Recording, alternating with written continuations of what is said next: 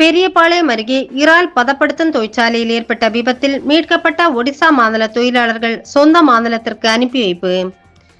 திருவள்ளூர் மாவட்டம் பெரியபாளையம் அடுத்த கன்னிகைப்பேரில் உள்ள தனியார் இறால் பதப்படுத்தும் தொழிற்சாலையில் கடந்த 21ஆம் தேதி அமோனியா வாயு கசிந்து 83 தொழிலாளர்கள் பாதிப்படைந்தனர். இவர்களில் அடுத்தடுத்து 12 பேர் உயிரிழந்த நிலையில் வேல்ஸ், வெங்கடேஸ்வரா, ஸ்டான்லி, ராஜீவ்காந்தி என 4 மருத்துவமனைகளில் 66 வடமாநில தொழிலாளர்கள் சிகிச்சை பெற்று வருகின்றனர். எஞ்சிய மீட்கப்பட்ட தொழிலாளர்கள் பெரியபாளையத்தில் தனியார் திருமண மண்டபத்தில் முகாம் அமைத்து தங்க வைக்கப்பட்டிருந்தனர். இந்த நிலையில் மீட்கப்பட்ட வடமாநில தொழிலாளர்களில் ஒடிசாவை சேர்ந்த 59 தொழிலாளர்களை சொந்த மாநிலத்திற்கு அதிகாரிகள் அனுப்பி வைத்துள்ளனர். 32 பெண்கள், 27 ஆண்கள் என 59 தொழிலாளர்கள் 2 பேருந்துகளில் சென்ட்ரல் ரயில் நிலையத்திற்கு அழைத்துச் செல்லப்பட்டனர். சென்ட்ரல் ரயில் நிலையத்தில் ஒடிசா மாநில அதிகாரிகளிடம் இவர்கள் ஒப்படைக்கப்பட்டு காலை 10 மணிக்கு புவனேஸ்வர் எக்ஸ்பிரஸ் ரயில் மூலம் ஒடிசா மாநிலத்திற்கு அனுப்பி வைக்கப்பட உள்ளதாக திருவள்ளூர் கோட்டாட்சியர் ரவிச்சந்திரன் தெரிவித்தார். எஞ்சிய பிற மாநில தொழிலாளர்கள் அவர்களது மாநில அதிகாரிகளுடன் ஆலோசித்து அடுத்தடுத்து அவர்களது மாநிலங்களுக்கு அனுப்பி வைக்கப்பட உள்ளதாகவும் கோட்டாட்சியர் ரவிச்சந்திரன் தெரிவித்தார்.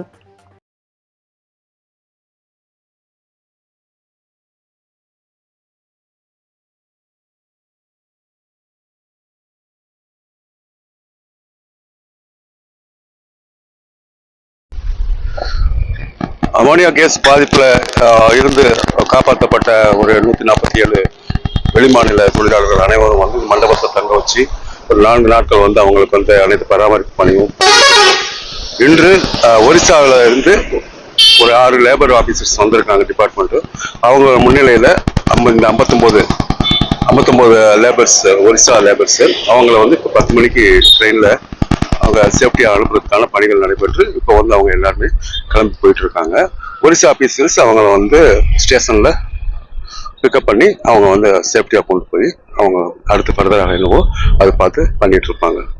மற்ற ஸ்டேட்ல உள்ள லேபர்ஸ் இங்கே இருக்காங்க. அவங்களுக்கும் அந்த ஸ்டேட்ல இருந்து வர ரெப்ரஸன்டேட்டிவ்ஸ் இங்கே வந்து என்னன்றதை எல்லாம் வெரிஃபிகேஷன் பண்ணி ஆதார் கார்டு எல்லாம் வெரிஃபிகேஷன் பண்ணி ஹெல்த் செக்அப் எல்லாம் ஓகேன்னு பிறகு அவங்களையும் படிப்படியாக வந்து கொண்டு போறதுக்காக மாவட்ட ஆட்சித்தலைவர்களுடைய அறிவுரைப்படி வந்து ஒவ்வொரு பணியும் வந்து செஞ்சுட்டு இருக்கோம்.